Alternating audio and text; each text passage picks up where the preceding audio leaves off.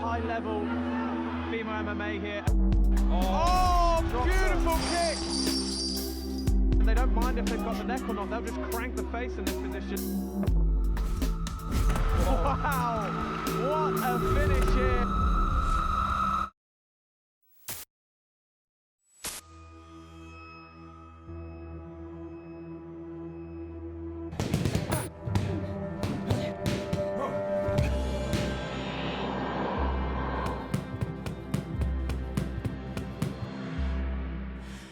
What? What's wrong? Come on.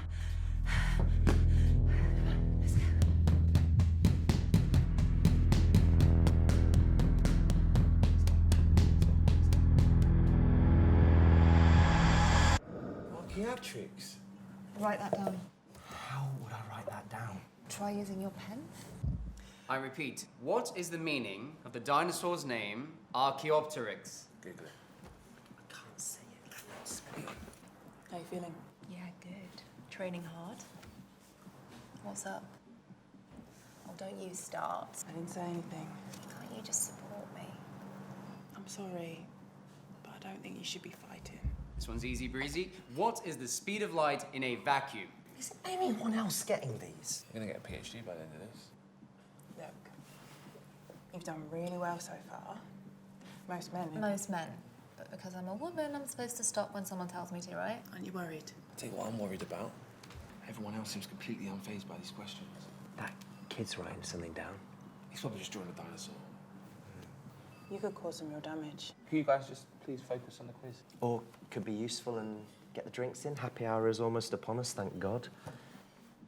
What mineral has the lowest number on the Mohs scale? I'm serious. Lots of women do this. I don't care about them. I care about you. I'm tough. There's minimal risk. No fight.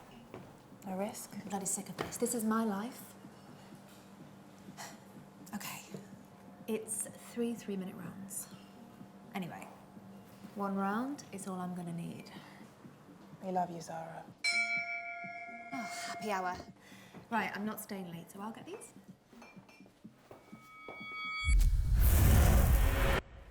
New message received today. Hi, Zara. I'm here. Look, your father and I have been chatting. There's something I'd like to discuss with you, so give me a call when you get in.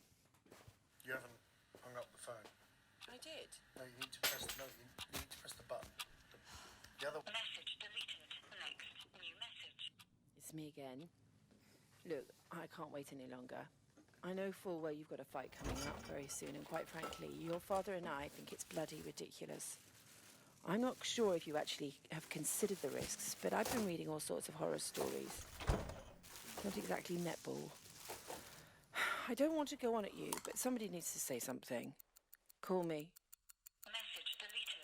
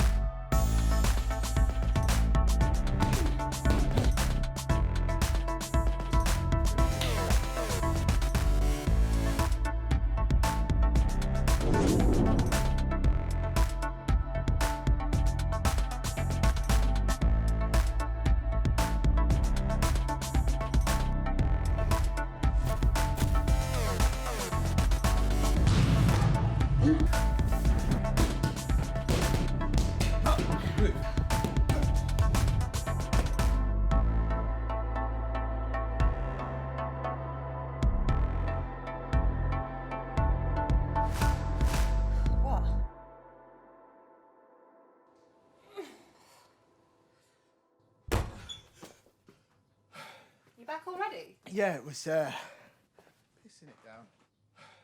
Oh, you big wuss. Oh right, Wonder Woman. No, get off me. You're sweaty and gross. No, that is gross. Actually, it's delicious. Try it. Okay. No, come on, just one bite. One. Get away from me. Big baby. Your painting of me is really good. Don't you think it looks a bit, What? well, ridiculous? I think it looks beautiful. Seriously? Oops. I bought this yesterday. Sorry, I was really hungry. Don't worry. How are you feeling today? No, fine. Apart from stuffing my face with protein every 5 minutes. Funny. Well, it's got to be done. Does it? If I want to keep my weight up. Do you? Of course I do. You know, I'd still be proud of you if you didn't know, right? I know. Okay, good. Good. Really? Okay. What's wrong? Nothing. It's fine. It isn't. It's just... What? What about how I feel? What about it? This affects me too. Oh, you're not getting in the ring. Well, it feels like it. Well, you're not. I am. It's my body this is happening to. Oh, so what you're saying, none of this affects me at all? Well, not really. Oh, okay, really? Because as far as I'm concerned... Oh, Greg. No, listen, yeah. A part of you belongs to me now, and it's my responsibility to protect that. You don't own me. Don't do that. Do what? You know I didn't mean it like that. Look, I know the risks. I know what I'm doing. If you can't support me, then... I do support you, always. So support me then. I'm trying to. And trust me, I'm aware of the risks too. But I'm also aware that by not climbing into that ring, the risk stands at 0. And I like those odds. I love them. I love them just as much as I love you. I love you too. But I have to do this.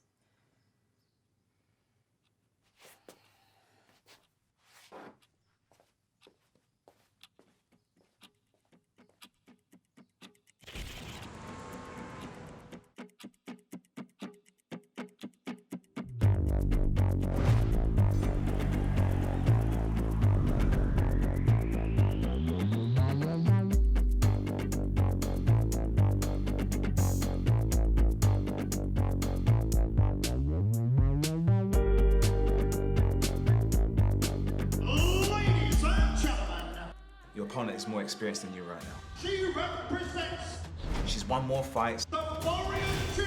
She has a longer reach. She is She's a beast. You need to work on your motivation speech. Cherie Holiday. Give her hell. She represents the Tigers Gym in North London. She is Sarah Delacy.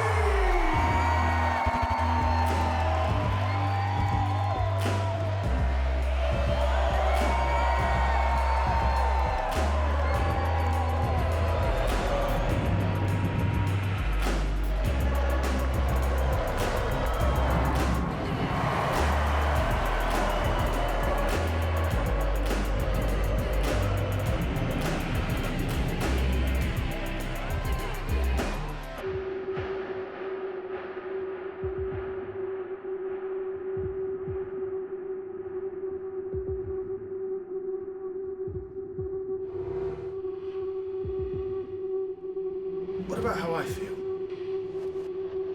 Aren't you worried? What?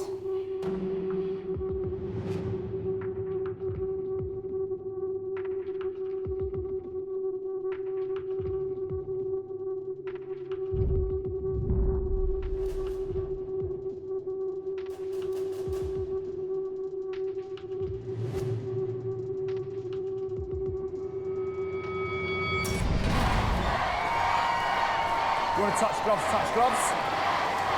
Back to your corners. Red corner, we ready. Blue corner, we ready. Fight! Oh, happy hour. Right, I'm not staying late, so I'll get these. What can I get for you? 2 large glasses of white wine and 2 lagers for the boys, please. Oh, it's fine. It's just 1 round.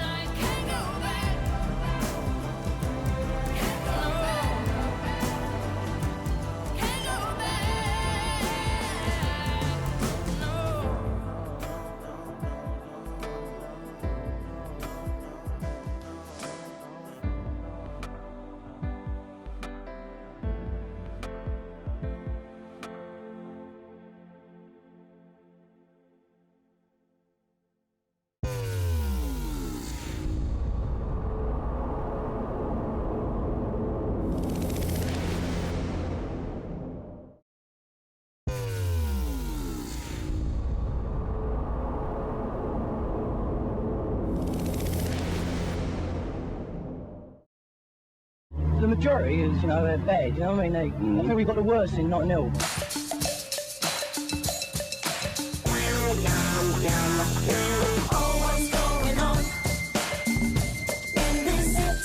Come in. To keep on keeping it alive with a little bit more. It's like that whole family tree started from the Clash. Mick moved into Colville Gardens and I was living across the road. He asked the band that I was in to go on tour with the original Big Audio Dynamite. Some of the guys leave and then Mick asked me to play bass. And that worked out alright for me, and I co-wrote the Globe album, which at the time sold loads of records in America. We take till the end, and if we break down, all we left behind is this the highway of all mankind. So in about 2007, the Rodden Hill Gang comes together in its kind of earliest incarnation, and at that point it involves Mick Jones, but it's Gary Macpherson, it's his baby really. I was DJing at different clubs and then Reg used to come and then he used to just chat over the records and stuff, and then we decided to try and do something. So we did. So we started writing our own stuff and that's how it started really. Yeah, fuck it, nice. One more for good luck. Because when you practice every day, you don't need to do more than 2 takes. Try again to just write a gem. It's a constant battle like a fight with my pen, like a fight in the pen, or when you're fighting a friend, and at night we street fight, we're like Ryu and Ken. Different people have slowly joined over the years. It's more stable now. It's taken ages to find the right people. Because it's not really a band. It's more of a collective of people. Take an idea, and it could be a rock tune or a reggae tune, and then put a bit of hip-hop with it, stick Reds on top of it, and you've got just very entertaining music that you can dance to. Money, I come in all shapes and sizes. No one seen me, I wear great disguises. Even though I'm heartless, you can use me to your advantage. Turning from an MC to an artist. It was quite obvious they needed a manager, and I remember that Gary said, "Why don't you be our manager?" And I said, "Well, that's because I'm a jeweler, Gary. I don't really know much about being a musical manager."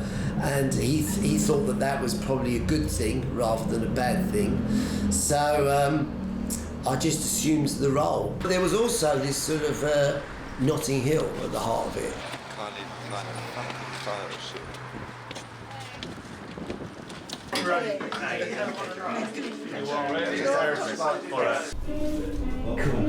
I really can't remember how long I've been in the band.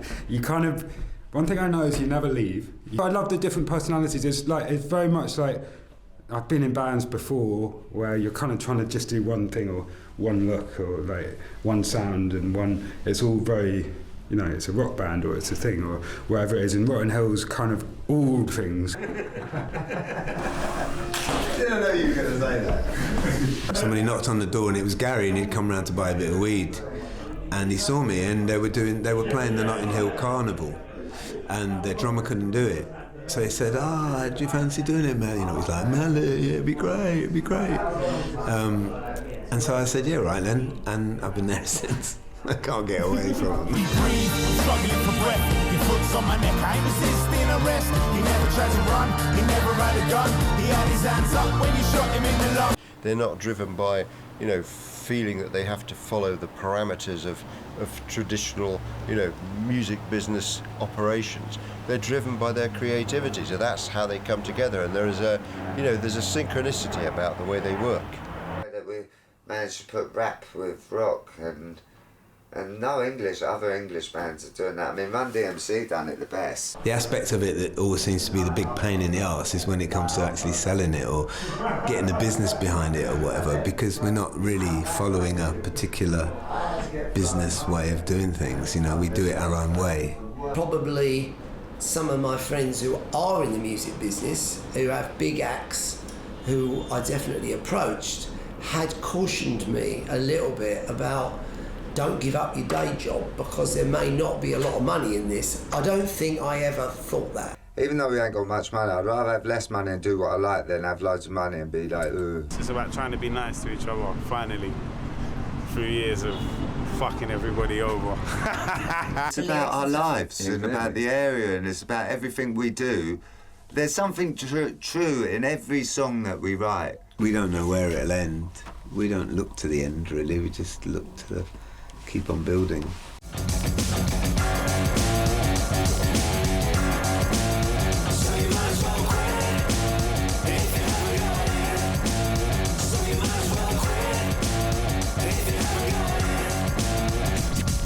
You might as well quit if you ain't got it. If you ain't got it, you ain't got shit. Too many wanna be pop stars trying to just top charts music that ain't even got heart. Me, I just rock bars, hold up traffic, stop cars, real life rock. Ready? Let's go. That's right.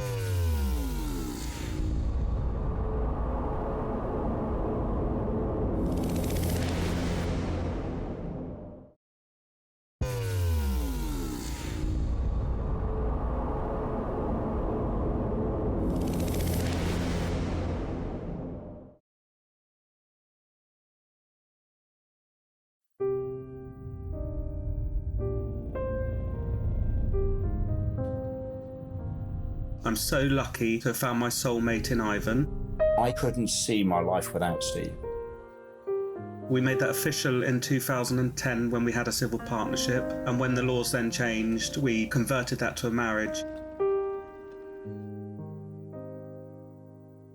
Having a family didn't come easily. As gay males, it wasn't something that happened regularly.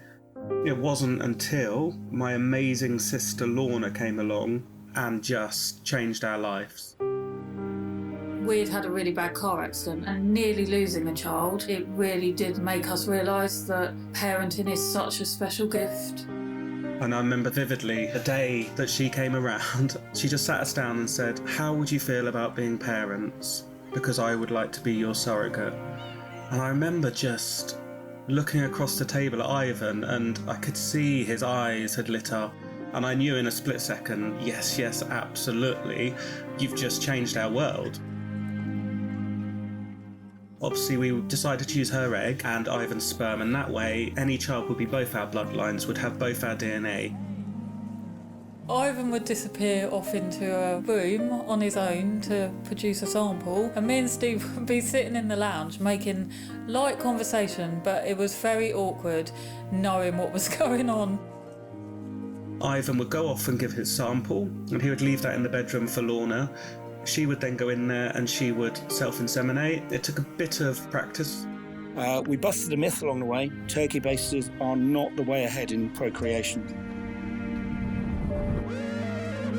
After the insemination, Stephen would literally bug me day in, day out. Are there any signs, Lorna? Are you feeling like you're pregnant? And I must have bugged the hell out of her. Stephen's excitement made the phone call a couple of weeks later to say the test was negative really hard. She handled it really well. I cried a lot. 3rd month in, and Lorna turned up on our doorstep with her family, and she'd come on the pretext of something else. So when she produced this positive pregnancy test, Ivan and I were just gobsmacked. William Campbell Pondersixton was born at 5:07 on the 11th of July 2009. Will's a delight of a child. I cannot believe he is 9 years old this year. He was the first child in the UK to be born to a gay male couple under the new legislation. Things are changing, families are changing. We are no longer the 2.4 children, mum and dad. And I'm so proud to be part of a movement. There's many examples of families being created through the use of surrogates in the UK. We need more angels, we need more people in the shape of Lorna, my sister, so selfless, to come along and offer. Will calls me Auntie Lorna, but he knows me as his tummy mummy.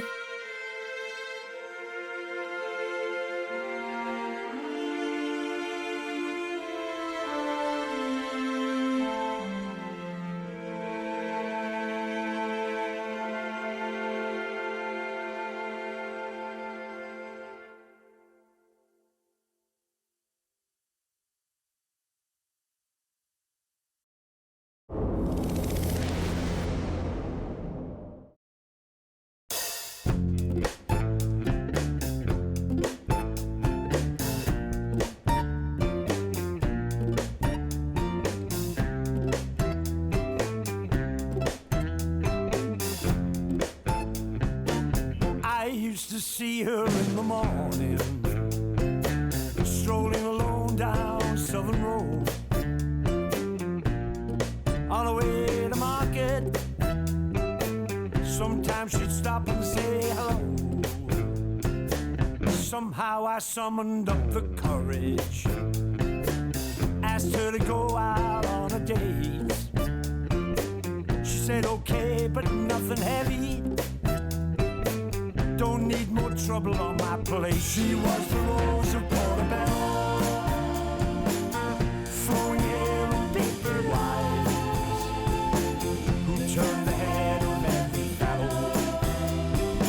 That I fell for her was no surprise. She warned me not to get too comfy at night while laying in her bed.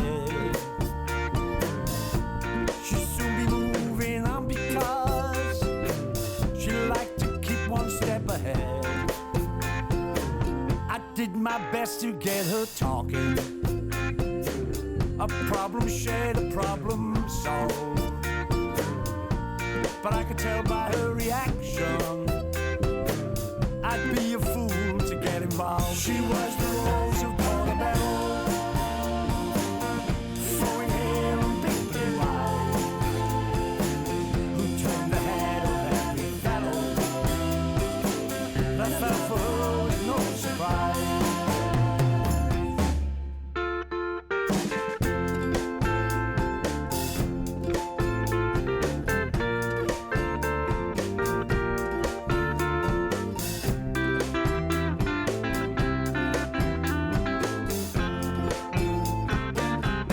Then one day she left forever, no coming back, and that's for sure.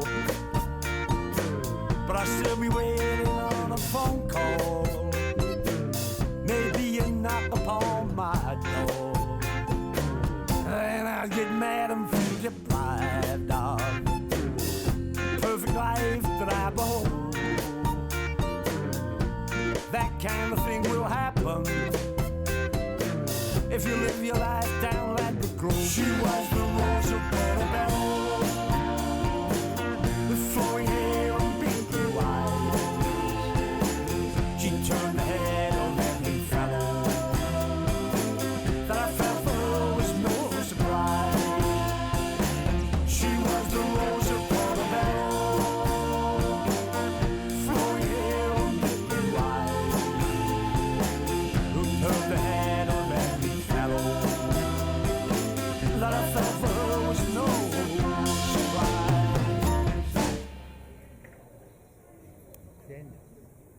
You missed a bit.